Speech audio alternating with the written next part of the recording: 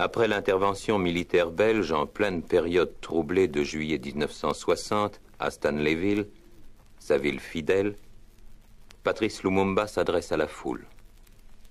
Nous voulons que le Congo soit un pays vraiment libre, un pays où les habitants de ce pays, blancs et noirs, vont vivre en paix. La charité humaine, la fraternité, nous devons réaliser cela dans notre pays. Les Européens qui restent chez nous, il faut les protéger. Il faut montrer que le peuple congolais est un peuple honnête. Il n'y a plus de détenus au Congo. Il n'y a plus de Bakongo, de Bangala. Il n'y a plus de Wagenya. Nous n'avons qu'un peuple libre. Nous sommes tous des citoyens. Et nous devons sauvegarder l'unité nationale. Hier, les Européens ont voulu nous diviser. Ils ont voulu diviser les Bakongo et les Bangala. Ils ont voulu diviser Kasavubu et Lumumba. Et nous prouvons à tous ces gens que nous sommes aujourd'hui unis. Et nous allons sauvegarder notre unité nationale. Car c'est cette unité qui fera du Congo une grande nation au centre de l'Afrique. Et le Congo va jouer demain un grand rôle pour libérer le reste de l'Afrique.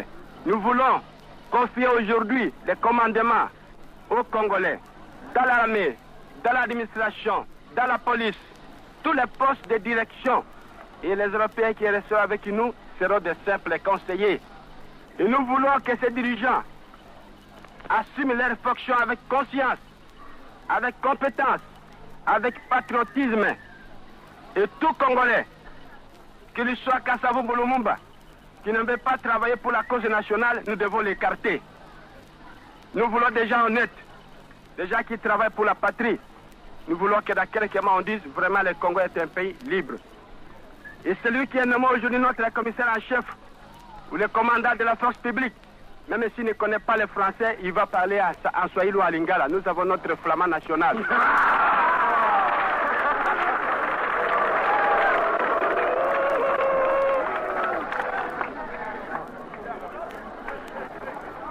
Et alors, tous ensemble, chers frères, chères sœurs, les travailleurs comme les employés, les intellectuels comme les manuels, les riches comme les pauvres, les Africains comme les Européens, les catholiques comme les protestants, les kibanguistes comme les kitawalistes, unis ensemble, nous allons construire une grande nation.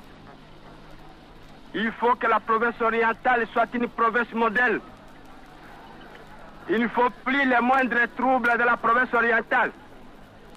Il ne faut pas qu'un seul Européen soit troublé dans sa tranquillité. Il ne faut pas qu'un seul cri hostile soit lancé à l'égard d'un Européen.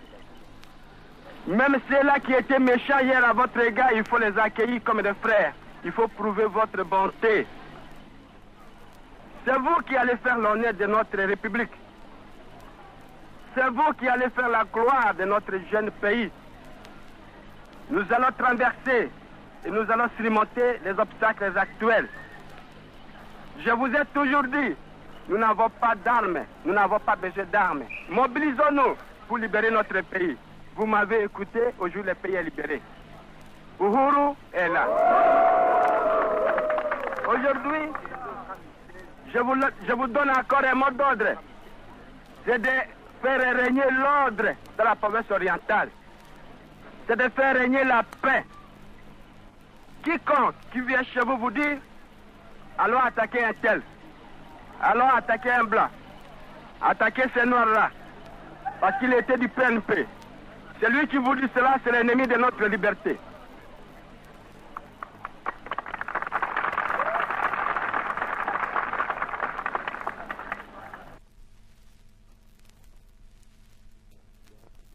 Rentrant d'un voyage aux États-Unis et d'un périple en Afrique, Patrice Lumumba retrouve à Léopoldville une coalition de ses adversaires décidés à provoquer sa perte par tous les moyens.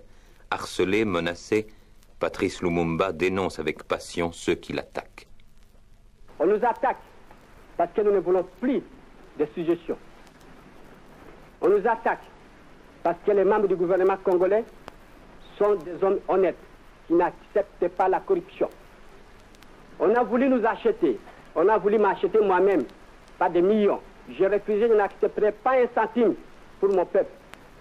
Et aujourd'hui, le gouvernement belge a mobilisé des fonds pour acheter des mécontents, des ingrits à travers le pays, qui jour par jour, dans les journaux, dans les presses, montent une campagne organisée contre le gouvernement, contre la nation. Des évêques abandonnent leur mission d'évangélisation pour s'ingérer dans les affaires de l'État. Nous n'allons plus tolérer ça. Il faut la séparation du pouvoir de l'Église et de l'État. Notre gouvernement ne va jamais s'ingérer dans les affaires de l'Église. C'est la liberté des cultes qui sera garantie dans notre Constitution. Les catholiques vont prier chez eux. Les protestants vont prier chez eux. Les kibanguistes vont prier chez eux. Les kitawalistes vont prier chez eux. Chacun priera dans son église. Et l'État protégera tous les citoyens. Mais le gouvernement respectera toutes les opinions, toutes les religions.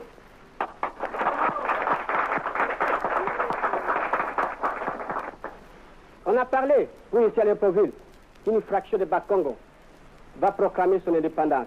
Il n'en sera jamais question. Le chef de l'État lui-même, M. Kasavubu, président de la BACO, a prêté serment devant la nation tout entière qu'il va veiller à l'unité du pays, qu'il va sauvegarder l'intégrité territoriale. Et je sais que Kasavubu n'est pas d'accord avec ces fascistes. Je sais que Kasavubu est un homme intègre, un homme honnête, qui voit les intérêts du pays, mais qu'il y a quelques mécontents parce qu'ils n'ont pas obtenu de portefeuille ministériel au gouvernement central, travaillent contre Kasavubu et contre le pays.